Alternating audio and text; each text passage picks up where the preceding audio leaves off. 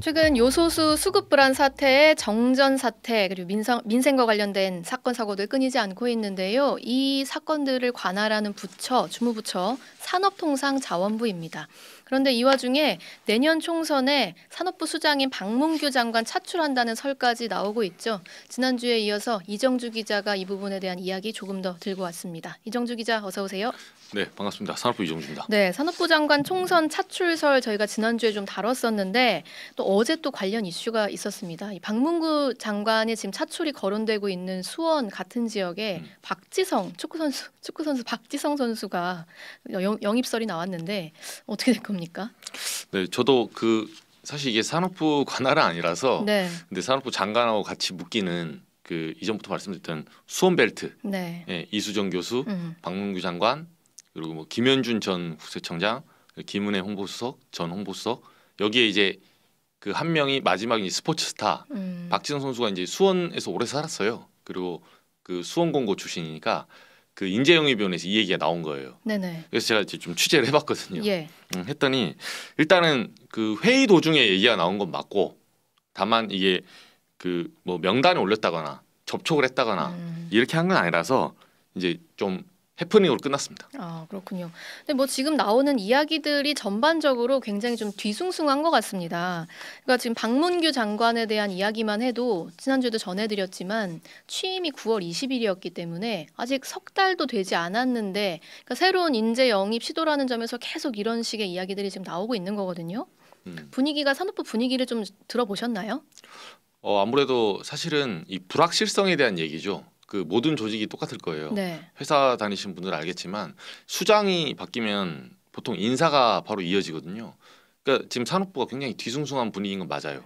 네, 그리고 확실한 거는 이렇게 얘기를 하더라고요. 산업부 부처 내에서는 방 장관이 나가든 안 나가든 그 오른쪽으로 가든 왼쪽으로 가든 그 방향성은 상관이 없는데 예. 이게 확실히 결정을 해줘야 돼요. 예를 들면 무슨 12월 20일까지 하고 나간다라든가 아니면 안 나간다라든가 그래야 그 다음 수순을 대비할 수가 있거든요. 네. 근데 지금은 정확히 말하면 인사권자가 이제 윤석열 대통령인데 네덜란드 순방 이후에 14일 날 오면 개각설이 있거든요. 예. 추가 개각설. 그러니까 그날 장관이 바뀔지 안 바뀔지조차도 엄밀히 말하면 현 시점에서 모르는 거예요. 그러니까 중요한 결정들을 좀 미루게 되고 네. 할 일을 좀 못하게 되고 이런 상황이 벌어질 수 있겠네요. 그렇죠. 그리고 사실 인사가 지금 2달 반 전에 취임을 했잖아요. 예. 그때 인사가 한 번 있었어요. 국장급이나. 그래서 그 사람들도 유임을 해야 될 것인지 업무 파악에 드리는 시간들이 있거든요. 그럼 또 어디 인사 보직 이동을 하는지 안 하는지. 네네. 그러니까 사실은 좀 이거를 최악의 상황을 가정해 보면 좀 어떤 상황이면 일손을 놔버리죠. 이렇게 하면. 그렇죠. 일이 손에 안 잡히게 되는 거죠.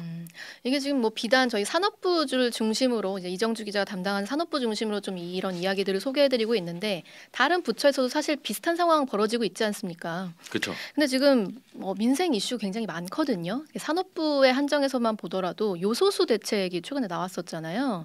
근데 이 지금 시장에서는 어떻게 좀 안정이 되고 있는 분위기인가요? 이게 공교롭게도 최근에 요소 대란, 그러니까 경유차에 들어가는 네네. 요소 수급 문제가 생겨가지고 그 뭐 사재기 이런 거를 지금 정부에서 방지 중인데요. 제가 양쪽의 얘기를 들어봤거든요. 그러니까 산업부 쪽에서는 4.3개월, 요소는 네. 보통 한 3개월 정도 비축을 하는데 이게 상품의 질의 문제 때문에 조금 이제 3개월 정도 유지를 하거든요. 근데 시장에서는 공급이 아무리 그 정부 쪽에서 공급량이 많다 이렇게 발표를 해도 불안 심리가 계속 작용해서 사재기 움직임이 있다고 하는 약간의 양쪽의 이제 괴리 현상이 조금 벌어져 있어요. 그렇군요. 이 문제만이 아니라 지금 한전 중간 배당 문제도 산업부 소관 사안으로 걸려 있잖아요. 네, 그렇습니다.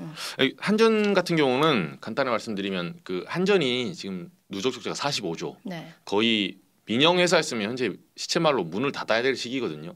그러다 보니까 채권을 발행해야 되는데 이를테면 채권을 발행하려면 그 적립금이 있어요. 적립금의 5배.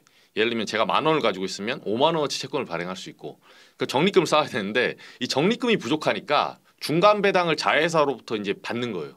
이게 한전 창사 이래 처음입니다.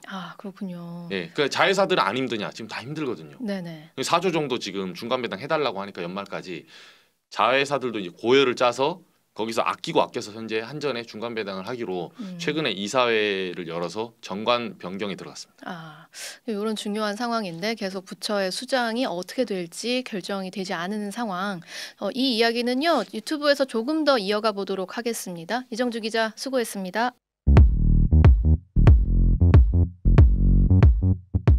오늘 하루 뉴스 맥락 정다운의 뉴스톡이면 됩니다.